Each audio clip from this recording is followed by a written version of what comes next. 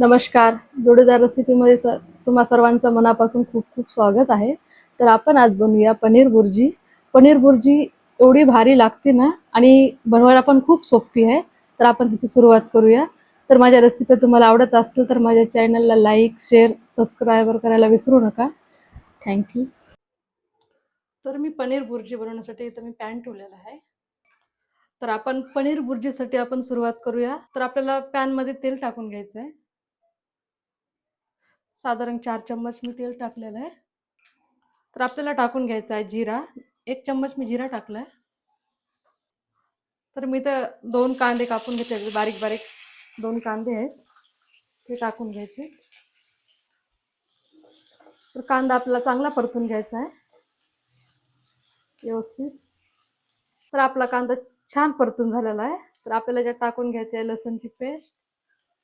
तर इथं मी 2 चम्मच लसूणची पेस्ट घेतलेली आहे. आपल्याला लसूणची पेस्ट टाकायची. तर आपल्याला टाकून घ्यायचा आहे टोमॅटो. तर इथं मी 1 टोमॅटो घेतलेला आहे मोठ्या साईजचा. त्याला आपण छान परतून घ्यायचं आहे. तर आपल्याला टाकून घ्यायचं आहे मीठ चवीपुरतं.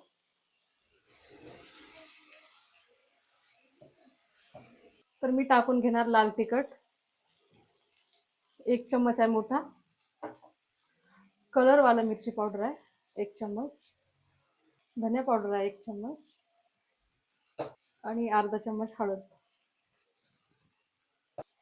हे आपल्याला चांगलं मिक्स करायचं आहे. तर मी याच्यात टाकून घेणार पाणी. त्याच्यात मी अर्धा कप पाणी टाकून घेणार आहे.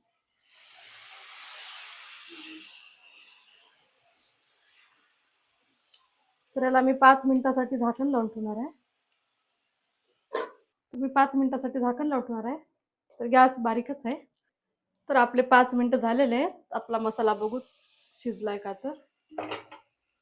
तर आपल्या मसाल्याला खूप छान तेल सुटलेलं आहे. तर आपल्याला टाकून घ्यायचं आहे इथं कस्तुरी मेथी आणि गरम मसाला. तर इथं मी कस्तुरी मेथी आणि गरम मसाला टाकून घेते.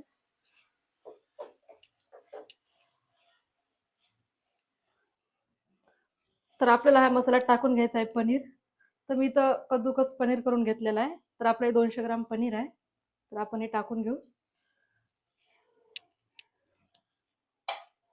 व्यवस्थित त्याला मिक्स करून घ्यायचं.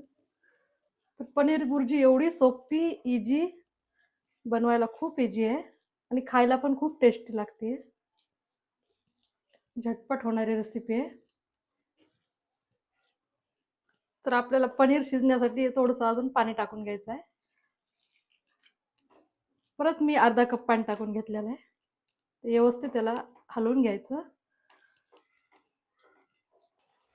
तर आपल्याला वरतून कोथिंबीर टाकून घ्यायची. तर तुम्ही कोथिंबीर टाकून घेते.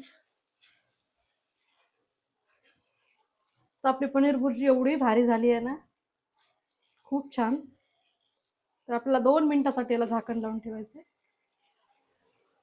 तर मी याला 2 मिनिटासाठी झाकण लावून ठेवते. तर चला मग आपण 2 मिनिटानंतर आपण बघू. तर आपली पनीर भुर्जी इथं तयार आहे. खूप छान झाली, मस्त.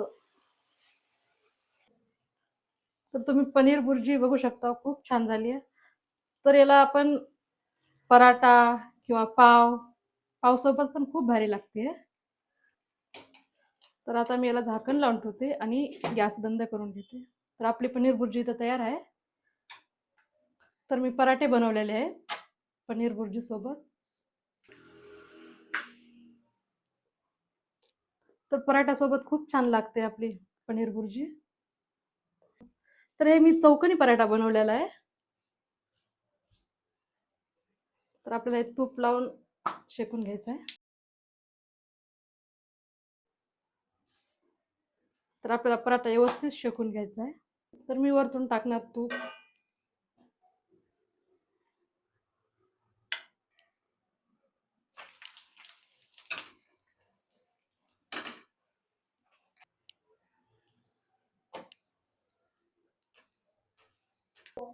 पराठा इथं तयार झालेला आहे.